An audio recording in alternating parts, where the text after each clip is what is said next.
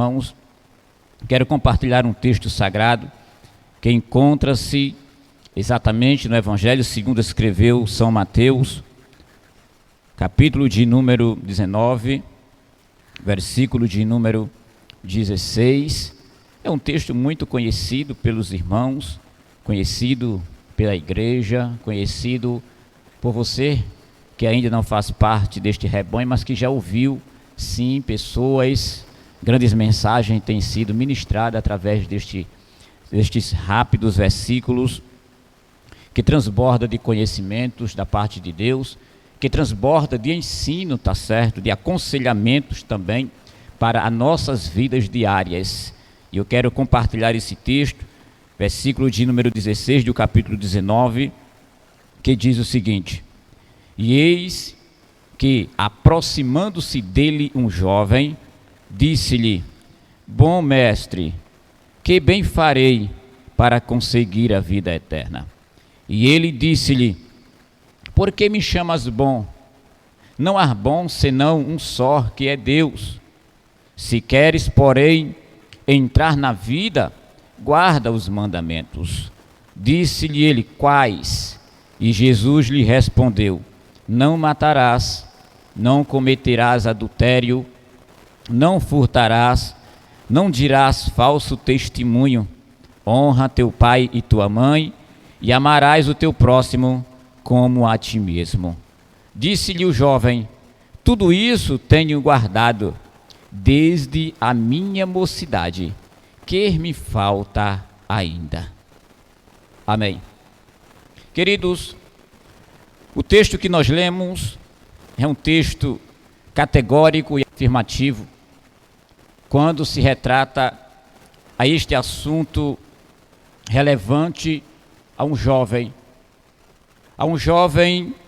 muito rico, por sinal, a um jovem muito bem visto perante a sociedade desta feita entre o povo judeu, um jovem muito presente no contexto da sociedade, um jovem muito envolvido na questão de ações sociais, um jovem muito envolvido na questão de estar presentes, provavelmente queremos acreditar, no convívio das pessoas, que eu acreditava que por ele ser este jovem, que eu tinha assim condições financeiras, o agregaria a ele uma grande oportunidade de estar entre pessoas, mas entre pessoas de menores oportunidades, entre pessoas de portes menores, entre pessoas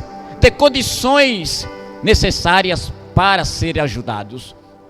Quando falamos de um jovem rico, bem-sucedido, capaz de abranger um grande número, um gramor da sociedade através do que ele o possuía, nos deparamos exatamente com este momento oportuno, que nos dá a intenção de acreditar piamente que nem tudo que temos é sinal ou nos dá o direito de dizer que não precisamos de mais alguma coisa. Tudo que nós temos, seja muito, seja pouco, nos mostra o texto pelos esses escritos, que isso nos dá a entender que nunca estamos supridos de algo pelos quais nós já o temos. Isso não nos dá uma saliência de entender que amanhã provavelmente, possivelmente não precisaremos de algo a mais para suprir algo que precisamos. E nós nos deparamos, meus amados, perante esse contexto deste jovem bem visto, bem querido entre o povo. Desta feita, porque os contextos históricos vai nos dizer exatamente que entre os judeus, uma pessoa que tinha condições à altura dos demais, uma pessoa que era vista da sociedade, conceito de ter mais prosperidade ou mais um conceito de ter mais condições financeiras. Diz o contexto histórico entre os judeus que estas pessoas eram consideradas abençoadas duplicadamente por Deus entre os judeus. E isso era levado em conta. Isso era levado muito a sério. Porque quem estava nas sarjetas, quem estava lançado aos lamaçais das necessidades, eles estavam observando exatamente que possivelmente poderia aparecer alguém que eu quisesse ou que tivesse disponibilidade para ajudá-los, porque eles estavam precisando. Porque eles acreditavam na duplicidade da bênção de Deus. Porque eles acreditavam na prosperidade de Deus sobre a vida dessas pessoas. E isso levava o jovem a entender que ele vivia um contexto na sociedade que não lhe estava lhe faltando nada, muito pelo contrário, ele tinha tudo. Ele era abençoado. As bênçãos sobre a vida dele eram multiplicadas. Não nos contextualiza os seus familiares pelos contextos da Bíblia. Não nos mostra qual o valor numérico expressivo de quanto ele tinha em espécies financeiras, não. Mas diz que ele era um jovem rico. Mas ele era um jovem rico que lhe faltava algo. E o tema que eu trago para esta reflexão nesta manhã é: desperdiçando uma única oportunidade. Talvez nós nos deparamos com tantas oportunidades na vida que pensamos, hoje eu não vou aceitar esta oportunidade, porque amanhã poderá surgi-la novamente. Oportunidades como de cor e salteado, sabemos que sempre vai existir, mas nunca da mesma forma. Oportunidades sempre vamos ter, mas não da mesma maneira, ou para mais ou para menos. Quando nos deparamos com esse texto, nós vimos e observamos que os textos nos deixam bem claro a afirmação de que este jovem teve uma única oportunidade, mas que ele não soube aproveitá-la. Quando nós falamos disto, nós observamos os versículos, levamos em conta a ênfase dele, os questionamentos, as afirmações, levamos em conta que não há incógnita ou a possibilidade de tal, não. Nós vimos a afirmação de Jesus debatendo com este jovem de uma forma saudável, mostrando para ele de uma forma saudável, e ele se questionando, perguntando o que ele deveria fazer para alcançar a vida eterna. Ora, ele tinha dinheiro. Ei, querido, ele tinha dinheiro, ele era rico, mas não comprava a morada no céu. Ele era famoso na sociedade, mas não lhe dava o direito de ir morar no céu. Ele era famoso entre os que eram necessitados. O povo via os outros demais, que o texto não nos informa, mas queremos acreditar que os demais, da sua mesma postura, da sua mesma altura, do seu mesmo contexto social, também o deparavam, conversavam, brincavam, riam, choravam, gritavam, mas eles não pensavam como este jovem.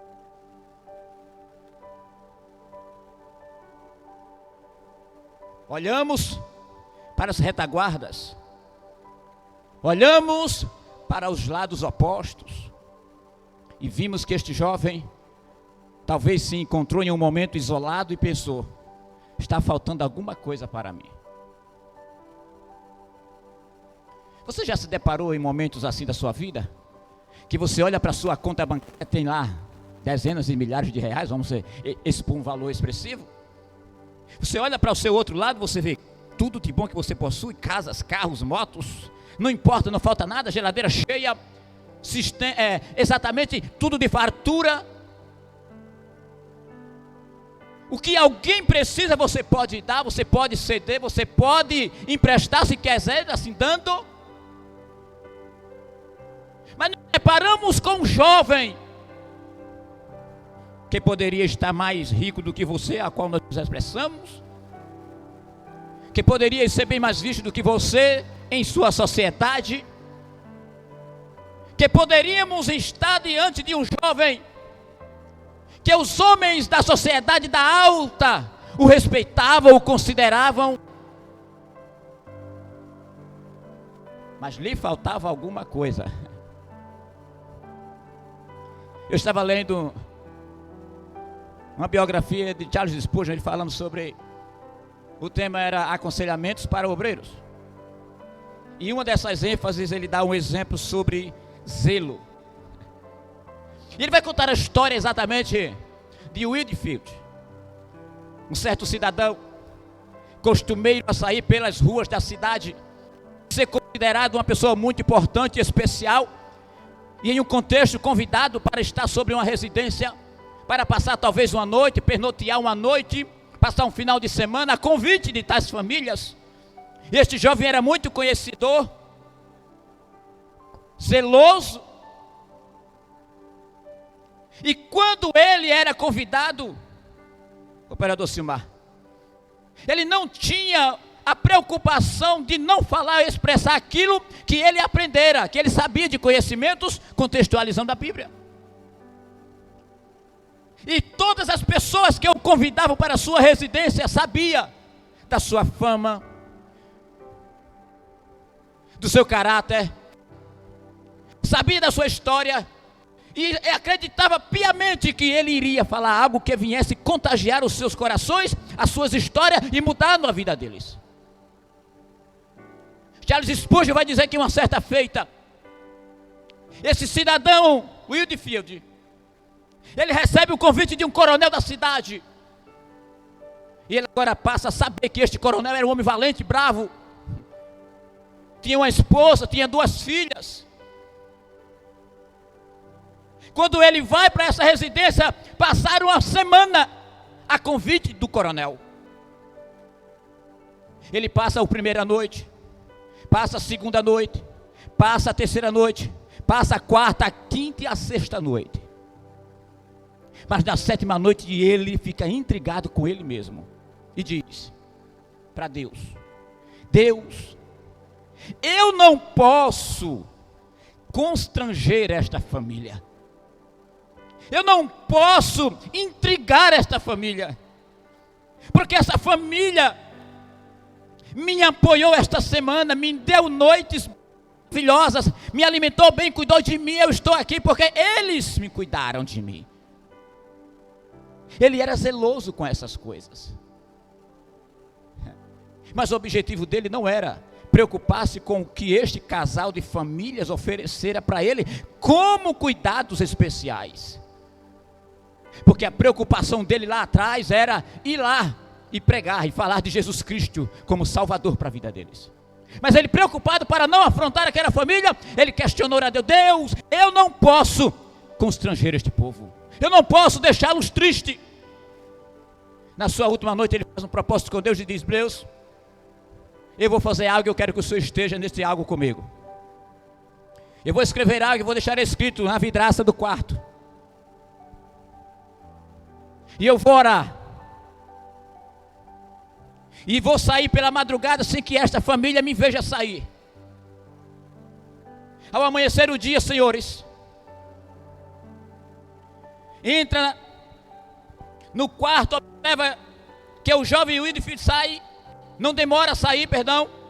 E ele, agora, aquela senhora dona da casa, ela vai até o quarto, bate na porta, observa que a porta está aberta e entra para ver o que estava acontecendo. Quando ela chega no quarto, adentro, ela não encontra aquele cidadão.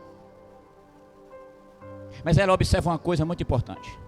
Ela olha para a vidraça de uma das paredes do quarto que tinha e estava lá escrito: falta-lhe uma coisa. Ela desce às pressas, chama seu esposo, o coronel.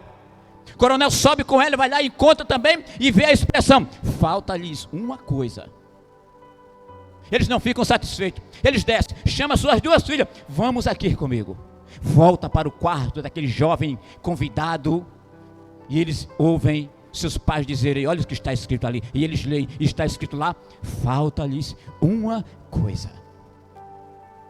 Diz a história, Charles Spurgeon escrevendo, que aquela família começou a chorar e a questionar por que o jovem Whitefield não pregou para eles.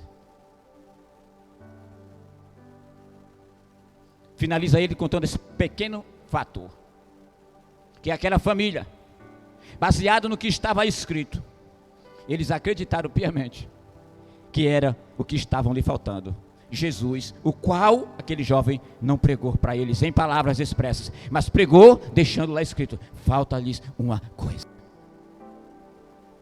Diz a história que toda aquela família se ajoelha perante a cama daquele jovem e aceita a Jesus, dizendo: agora não me faltam mais nada, temos tudo que estava faltando sobre as nossas vidas. Eles aceitam a Jesus, e o nome do Senhor é glorificado sobre a vida deles, por causa do zelo daquele jovem convidado. Escute o que nós estamos falando nesta manhã. Essa deparação desta palavra, que este jovem era exatamente este homem especial entre a sociedade, conhecedores da lei, e chega o momento que ele vai agora, depois de todo o pretexto que a sociedade lhe oferece, lhe o contagia, lhe defama positivamente, e é exatamente isso que o incomoda este jovem. Este jovem agora tem uma única oportunidade de conversar com o Mestre Jesus. E ele vai perguntar exatamente isso. Que aproximando-se dele o jovem disse-lhe: bom mestre, que farei para conseguir a vida eterna? Ei, escute. O que precisa você fazer para conseguir a vida eterna? O tema nesta manhã é desperdiçando uma única oportunidade.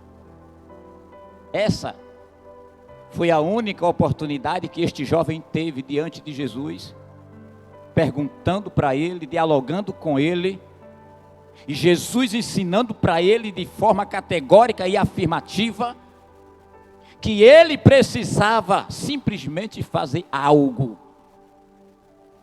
que ele não tinha feito para conquistar o que ele não podia. Ora, o jovem ouve a resposta de Jesus: por que você me chamas bom? Só há um bom, Deus que está no céu, nosso Pai. Se não ou queres entrar na vida, guardas os mandamentos. Aí o jovem ouve isto de Jesus e vai dizer, perguntando: quais? Jesus lhe dá uma relação. E o que mais me chama a atenção aqui é que ele é judeu, no contexto da história. E todo judeu conhece as leis, de cor e salteados, as 513 leis aplicadas para o contexto social deles. Mas eles têm a pálida informação e a ideia da lei de Deus, as leis de Moisés escritas, e onde uma destas leis é mais importante do que todas elas, que está exatamente escrita que nós devamos amar a Deus sobre todas as coisas. E este jovem, quando pergunta quais eram, Jesus disse-lhe: não furtarás, não matarás, não cometerás adultério, não dirás falso testemunha, honra teu pai e tua mãe e amarás o teu próximo como a ti mesmo. Algumas que Jesus explica para ele. E nós vimos exatamente esse jovem dizer: tudo isso eu tenho guardado. O que me falta ainda? O que nós aprendemos aqui? Que esse jovem, ele se deparou com a oportunidade de escolher entre os bens, o contexto financeiro e amar a Deus sobre todas as coisas. Quando ele opta exatamente a esse contexto, Jesus vai exatamente dizer para ele: se queres ser perfeito, vai, vende tudo o que tens, dá aos pobres e terás um tesouro no céu, e vem e segue-me. O jovem ouve essas palavras, retirou-se triste, porque possuía muitas propriedades. Até hoje Jesus espera, de braços abertos, que esse jovem, é claro, fazendo uma conjectura, diga sim para Jesus. O tema é desperdiçando uma única oportunidade. Mas nós, quando começamos a folhear as páginas sagradas, tem pessoas que nós vimos que não desperdiçam oportunidades dadas na vida para conquistar os seus objetivos. Esse jovem teve um momento de escolha.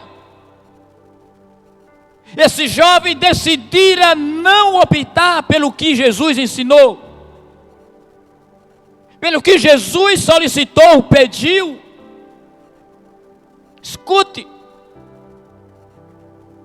há poucos minutos atrás, o nosso cooperador Silmar, ele ministrava a palavra e eu observava que ele falava sobre o cego de Jericó. Quando nós o aplicamos um tema semelhante a este, nos dá um motivo para agregarmos, trazendo como exemplo esse próprio texto que ele citar aqui. Exatamente no Evangelho segundo escreveu São Marcos. Esse jovem que vivia mendigando à beira do caminho, esse jovem imprestáveis para a sociedade, para o Império Romano, para o povo. Tinha com ele uma capa, que tinha o seu simbolismo. Tinha a fama, filho de um homem bem sucedido no contexto entre soldados. Tudo isto e muito mais. Mas ele, pertencente à cidade de Jericó, estava no caminho. Ele teve uma única oportunidade, porque Jesus não passaria mais de volta por lá. Jesus só estava passando ali pela última vez. Jesus não voltaria, não retornaria por ali. E esta oportunidade chegou exatamente para este jovem, que gritou, que esperneou-se a gritar. Escute, nós não podemos dizer que ele correu atrás. Ele não correu atrás. Nós não podemos dizer, ele não pediu ajuda a ninguém. Ele só pediu ajuda intimamente. E o que ele tinha para o ajudá-lo era sua garganta, suas forças vocais. As cordas vocais poderiam agora vir à tona para expressar o seu desejo. A oportunidade estava passando, era a última. E ele resolveu o quê? Não desperdiçar aquela única chance que ele teve. Ele agora grita. Ele agora excomunga a gritar, dizendo: Jesus, filho de Davi, tem misericórdia de mim. Mas não é uma única vez. Se alguém se sensibilizasse com o pregador Simão, daquele jovem, ao ver a sua situação jogada pelos lamaçais, talvez poderia surgir alguém e dizer: não se preocupe não, vamos comigo, pega no meu braço, eu vou correr contigo até chegar a Jesus. Mas ele não pediu socorro a ninguém. Ele não correu atrás de seu ninguém. Ele não pediu que alguém chamasse Jesus. Ele não correu atrás de Jesus. Mas ele gritou alto, dizendo: filho de Davi, tenha misericórdia de mim. Quando isto acontece, Jesus para. Quem está gritando? Quem está gritando pelo meu nome? Quem é que está gritando desesperadamente pelo meu nome? Em outras palavras, Jesus pode estar dizendo.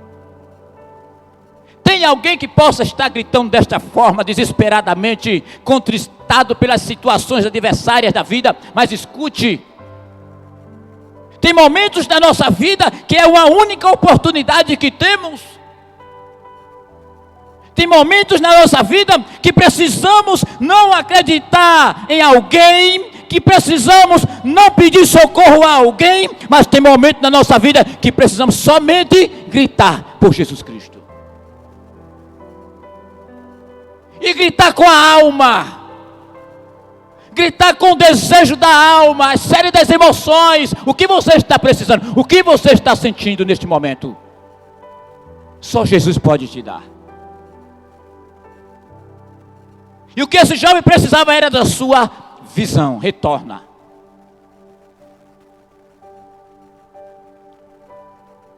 E Jesus manda trazer, agora vem. Alguém vai lá, traz o jovem. Traz este jovem aqui. E Jesus pergunta para ele o que é que ele quer. Claro, Jesus ele é educado. Se Jesus chegasse para ele e dissesse: tu queres o quê? E ele dissesse: eu quero dinheiro. Vamos expressar? O que Jesus tinha feito? De uma outra forma, de uma outra maneira, Jesus tinha feito alguma coisa, algum milagre extraordinário acontecer. Talvez Jesus pudesse analisar a questão, chamar os discípulos, chamar o povo da multidão: vamos dar o que podemos dar a esse jovem. Jesus não perguntou se ele queria ser curado. Jesus perguntou a ele: o que tu queres? Ele vai responder para isso: que eu veja, que eu retorne a ver. Em algumas outras traduções, que eu retorne a ver, sinônimo de procedência e possibilidade de alcançar o que ele tinha perdido, não que ele não tinha. Exatamente isso. E quando isto acontece, Jesus cura aquele jovem cego. O que foi que ele fez? Ele abraçou a única oportunidade que teve. Quando ele abraçou a única oportunidade que teve, ele recebeu o milagre de Jesus. E esta manhã, o que você está esperando? Eu lembro de um outro fator bastante importantíssimo para o contexto da história. Eu lembro do rei Ezequias, capítulo 22 Reis. Menino rei, menino sábio, inteligente, servidor na casa do Senhor, rei absoluto, mas estava lhe faltando alguma coisa.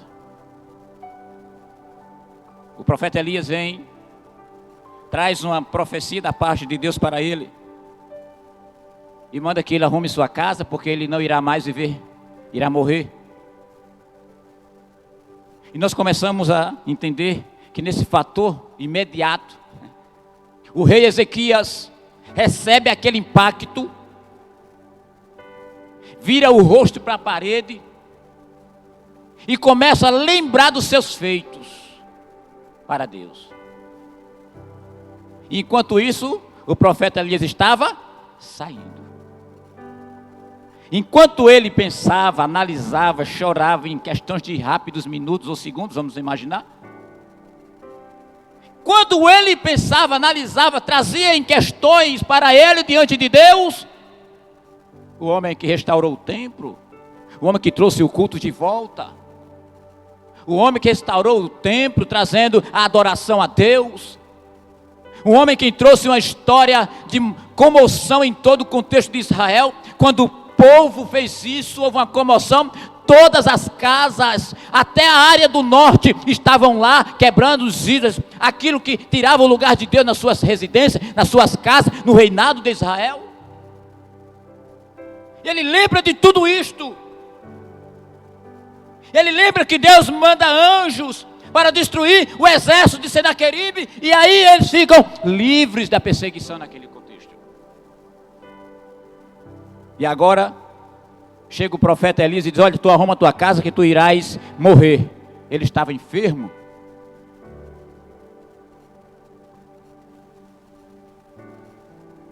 Quando ele lembra de tudo isso, nesse contexto da oração, ele faz uma oração e lembra dizendo a Deus tudo isto, e Jesus imediatamente responde à altura pelo próprio profeta Elias, que não saíra do templo ainda. Até porque o templo era bastante grande, né? O templo de Salomão. Mas imaginemos, exatamente, quando isto acontece, o rei lembra de tudo isto, faz a sua oração,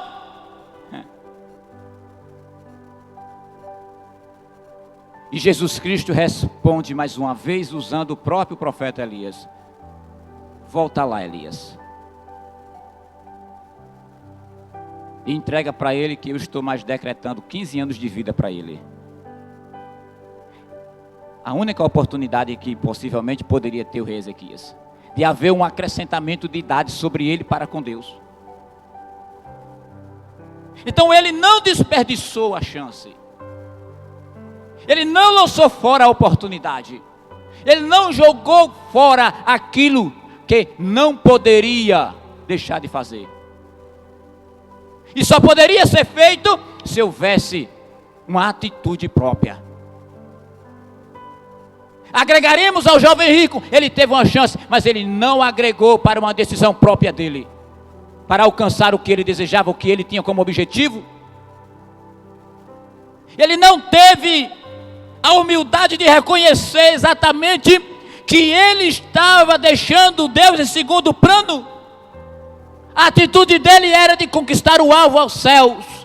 A atitude dele era de perguntar o que eu devo fazer. Mas quando ele teve a oportunidade de responder para Jesus, dizer sim, eu quero, ele disse não, com a resposta de fechar a boquinha. E o que isto acontece? Ele desperdiçou uma única oportunidade que teve na vida. E eu quero finalizar, em rápidas palavras, com 2 exemplos, para nos deixarmos bastante enfático da verdade. No capítulo de número 23 do Evangelho segundo escreveu o Dr. Lucas, acontecem alguns fatores importantíssimos para um fechamento de história. O povo, os perseguidores, o povo da sociedade, desta feita, os próprios romanos, estavam diante de uma situação em que Jesus aparece na história, Barrabás aparece na história, os 2 ladrões da cruz aparecem na história, e o povo não desperdiçou uma única oportunidade, porque não teria outra,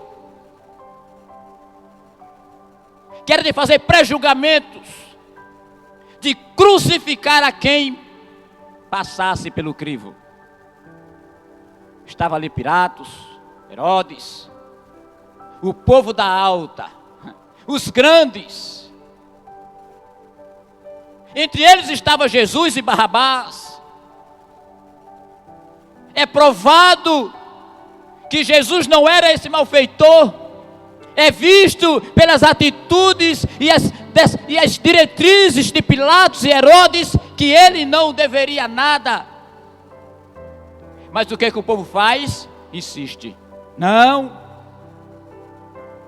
Queremos crucificá-lo. Ele deve morrer. Ele deve ser levado à cruz. E quem vocês escolhem? Ele não deve nada. E o povo escolhe quem? Barrabás. Solta Barrabás. Quem era Barrabás? Salteador, devedor, malfeitor. Quem era Jesus? Deus, Senhor, Salvador, Libertador. Quem era Barrabás? Terrível. Quem era Jesus? Amigo, companheiro. Mas o povo queria que soltasse Barrabás e prendesse Jesus. Uma única oportunidade que este povo teve, que seria a última. Eles não os lançaram fora, aproveitaram. Jesus é levado à cruz, é levado ao Gólgota, ao local das caveiras. Ao ser colocado na cruz, ao lado dele tem dois malfeitores, o da direita e o da esquerda. Os questionamentos, os julgamentos, os maus olhares, as perguntas, os questionamentos: por que, se tu és o rei dos reis, por que tu estás aqui? Por que tu não te salva a ti mesmo? Por que tu não sai daí e nos tira daqui?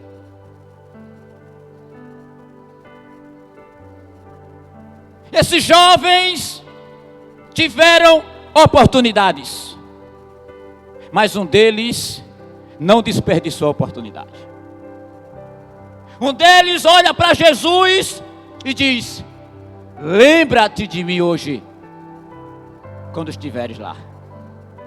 Jesus olha para aquele malfeitor e diz: ainda hoje tu estarás comigo no paraíso. O que foi que aconteceu aqui? Aquele malfeitor não rejeitou, não desperdiçou uma única oportunidade que ele teve na vida. Com essas palavras, nós finalizamos nesta noite, nesta manhã, para te dizer: Deus está te dando oportunidade, e pode ser a única, pode ser a última. Não sabemos o que pode acontecer amanhã, não sabemos o que pode surgir daqui por diante, mas só sabemos de uma coisa: que Jesus Cristo está de braços abertos dizendo: venha meu filho, venha minha filha, eu te quero, eu te chamo, eu te amo, eu quero ser teu amigo, eu quero ser teu Deus, eu quero ser teu companheiro. Então nesta manhã Ele está dando uma oportunidade para você, e você não pode desperdiçá-la. Quantos nesta manhã querem aceitar a Jesus como Senhor e Salvador da sua vida? Escreve aí no chat. Coloca aí: eu quero aceitar a Jesus. Eu quero esta última oportunidade na vida, que eu não sei o dia de amanhã. Se você quer aceitar a Jesus, digita aí nas redes sociais. Nos informa através dessas escritas: eu quero Jesus. Eu quero aceitar a Jesus como Salvador.